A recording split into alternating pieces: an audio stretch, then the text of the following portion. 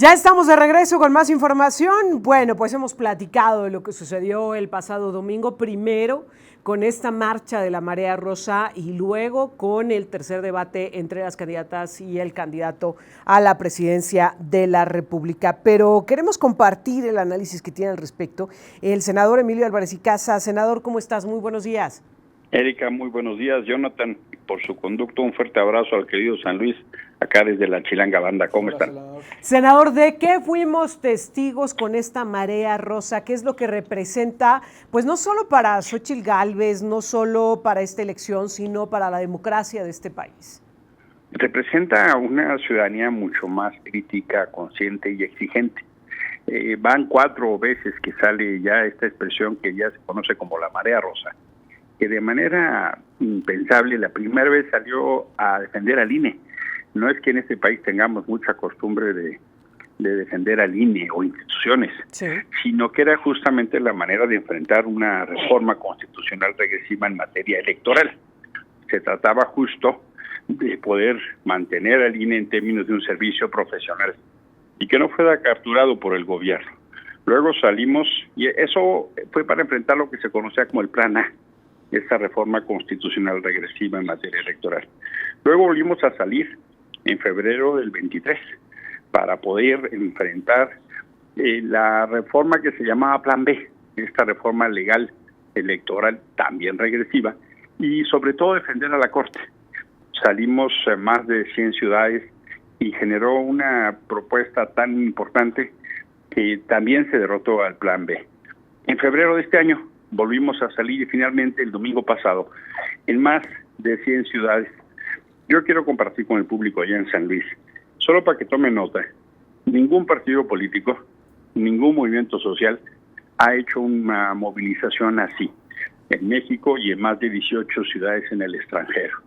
Tal vez el movimiento feminista es el que se acerque más, pero me parece muy importante que se tome cuenta que hay una lectura de un proceso súper interesante, de una alianza de ciudadanos con y sin partido, en la lógica de enfrentar un tiempo difícil en México, un tiempo de carácter regresivo, y que la expresión de entonces toma una ruta hacia las urnas. Se ha dicho que se quiere un tsunami rosa para este 2 de junio, porque lo que se juega, Erika, Jonathan, no es una elección cualquiera. Lo que está en juego es una discusión de democracia versus autoritarismo. Se ha decidido arropar la candidatura de Xóchitl Gálvez y las que de la coalición Fuerza y Corazón se derivan, justo en este ánimo de construir un proyecto, pues déjame decirlo así, de futuro y democrático, versus un proyecto de continuidad, que en mi lectura tiene que ver pues con continuidad de condiciones de inseguridad, de corrupción o de grave pérdida de los servicios de salud, incluso educación. Comentaba yo ayer en una reunión, este gobierno es el primero en décadas, Erika, que tiene menos niños en la escuela de cuando empezó. Sí. Hay 1.7 millones de niños menos en la escuela. Estoy claro y consciente de que hubo una pandemia, pero justo por eso tenía que haberse reforzado el esfuerzo para que esos niños regresaran a la escuela, y lo que se hizo fue cerrar escuelas de tiempo completo.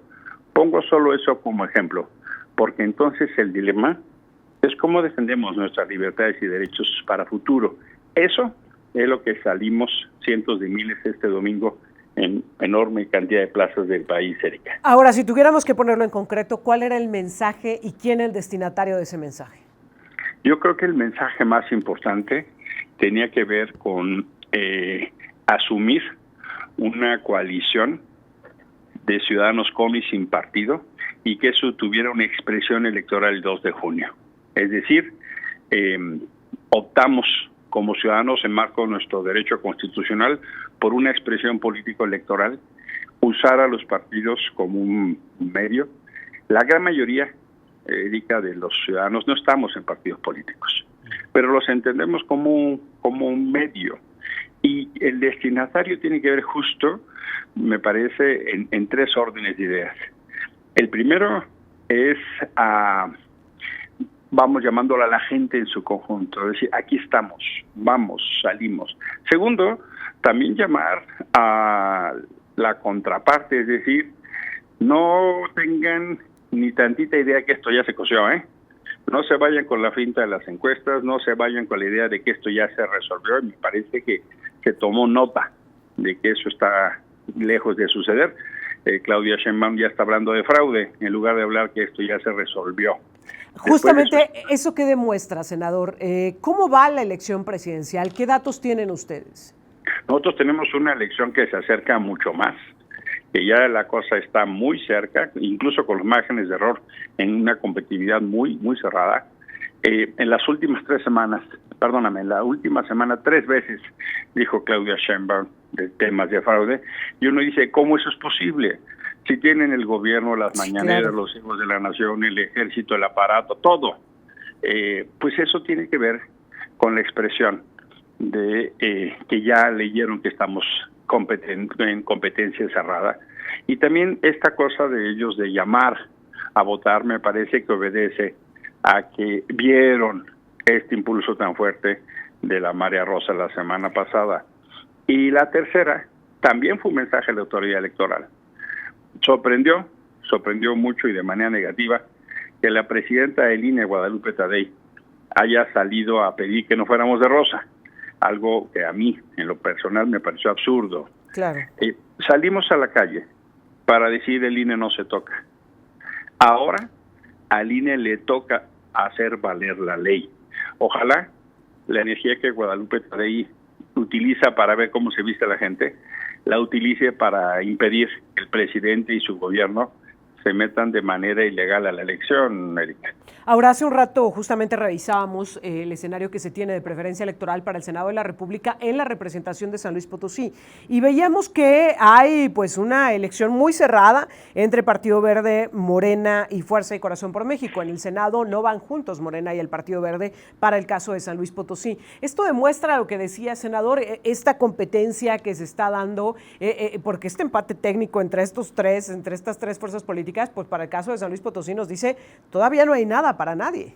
Es correcto, no hay nada para nadie y yo le pido a la gente de San Luis que tome buena nota que hoy las encuestas son más parte de los aparatos de propaganda que instrumentos de opinión pública y que tengamos claridad. Por ejemplo, en la Ciudad de México en 21, ninguna encuesta, salvo Massive Caller, vio venir lo que pasó. Está dándose un fenómeno que tiene una naturaleza súper interesante. La mitad de las personas encuestadas de saque no quieren responder. Eso se llama la tasa de rechazo. Y el segundo fenómeno es aquello que se llama voto oculto. La gente no está queriendo decir por quién vota, porque no tiene necesariamente la tranquilidad de seguridad de decir su opinión y que no haya represalias. Entonces, el dilema es de qué tamaño es el voto oculto para el 2 de junio. Vamos a ver en los próximos días una andanada de encuestas que van a decir que van arriba por 1,000 puntos.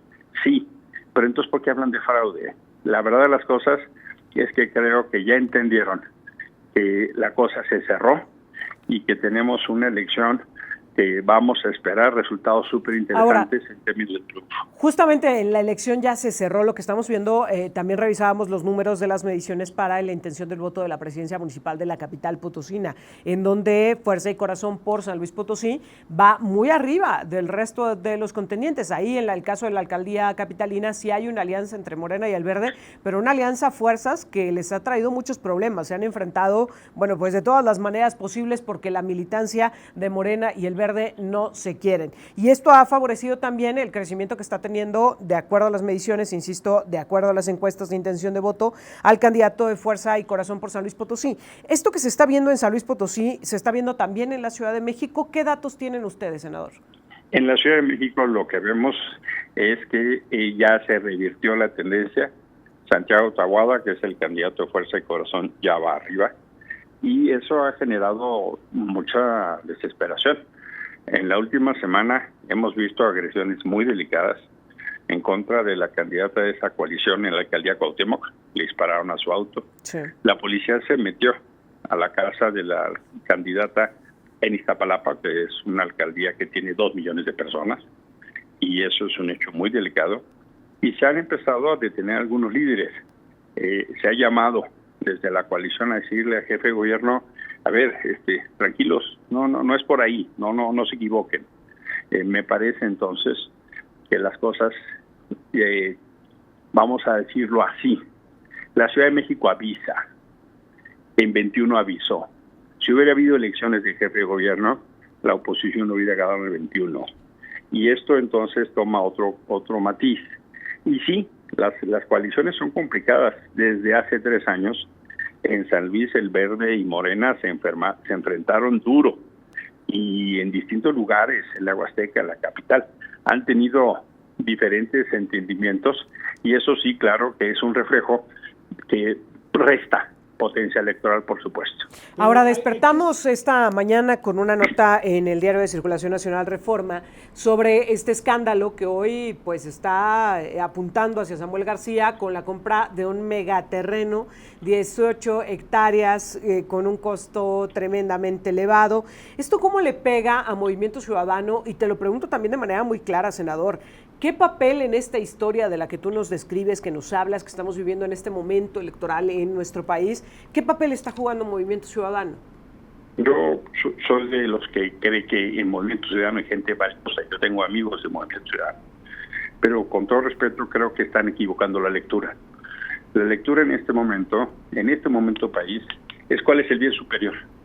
Y por muy legítima que sea la causa de un partido, yo creo que el momento es para el país. El riesgo país es mayor en términos de que tenemos el sexenio con más homicidios en la historia, con más desaparecidos en la historia, y perdimos 30 millones de personas en seguridad social. No porque antes todo estuviera bien, no, estaba mal, pero lo queríamos corregir y ahora estamos en las peores crisis. Por eso era importante que Movimiento Ciudadano se sumara. Infelizmente, yo sí pienso que han decidido jugar un papel de esquirol. Yo entiendo que la gente tiene derecho a votar como quiere y respeto, claro, pero desde mi particular punto de vista, votar por Jorge Álvarez Maínez es tirar el voto a la basura, porque no va a hacer ninguna diferencia. Y por eso es tan importante. Lo vimos, a mí, por ejemplo, me llamó poderosamente la atención. ¿Por qué Maínez se dirigía a la doctora Sheinbaum como doctora Sheinbaum? Y a Xóchitl Gálvez jamás le pudo decir su nombre, o decirle ingeniera. No. Entonces me parece que Jorge ha decidido jugar el plan B de la candidatura del presidente. Me da pena, pero así lo leo. Y yo creo entonces que hay que tener mucha claridad en lo que se juega en este 2 de junio. Ha existido el exhorto abierto a Jorge Álvarez Maínez a que decline a favor de Xóchitl Gálvez, pero él ha señalado que no lo va a hacer. Si él no lo va a hacer, ¿cuál sería entonces el llamado que se haría a la militancia, a los que puedan estar simpatizando con el proyecto de Jorge Álvarez Maínez? Jorge decidió claramente no hacerlo, MC tampoco. Los liderazgos regionales están teniendo pues sus tensiones. En Jalisco, por ejemplo, hemos visto expresiones muy importantes de voto cruzado. Hay quien llama a votar por Xóchitl Gálvez y por Lemus, que es el candidato a gobernador de MC. Entonces, ¿qué es lo que digo? Este es justo el momento del voto útil. En Jalisco se pone el ejemplo de, pues vamos a votar por quien saque a Morena. Esa es la lógica de Jalisco. Y yo creo que a nivel nacional lo que tenemos que hacer es, a la hora de votar, reflexionar si lo que se quiere es la continuidad de este modelo o se quiere que se saque. Si se quiere que se saque, la vía es Xóchitl, porque con Jorge, discúlpenme, pero eso no solo va a servir para dividirnos, sino para debilitar un proyecto de cambio. Yo creo que MC puede estar perfectamente incluido en el gabinete, perfectamente retomar sus ideas y con su potencia sumar al futuro del país, no dividir a la oposición. Senador, de mi parte 2 puntos, porque no quiero dejar pasar lo que mencionaban por la capital del país.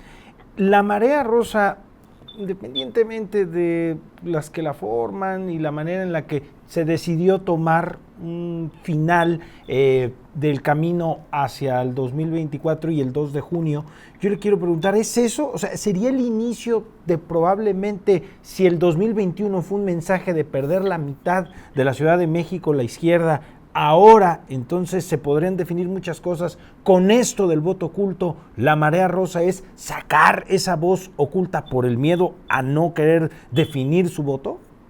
Yo pienso que en este momento no se puede ser neutrales, decía Guadalupe Acosta Naranjo. no podemos ser neutrales ante lo que está pasando en el país. Y la expresión de la marea rosa fue eso. No se puede ser neutrales cuando vemos a las madres buscadores sin respuesta, o cuando vemos a niños con cáncer sin medicina, o cuando vemos que mueren 40 migrantes en la estación de Ciudad Juárez. Es un contexto en el país que no se puede ser neutral. Y la marea rosa sí tomó partido desde inicio, porque el plan A lo propuso Morena.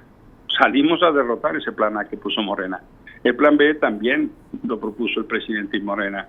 Es decir, tiene un sentido de posición. La Constitución nos da todo el derecho para tomar posición de inclinarnos hacia una u otra candidatura. Es absolutamente legal y es legítimo.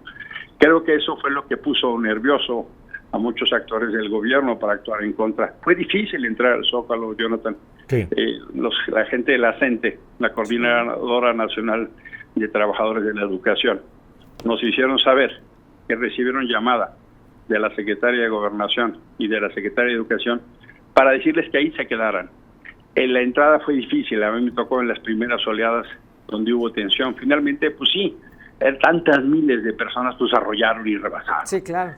¿Eso qué es lo que provocará?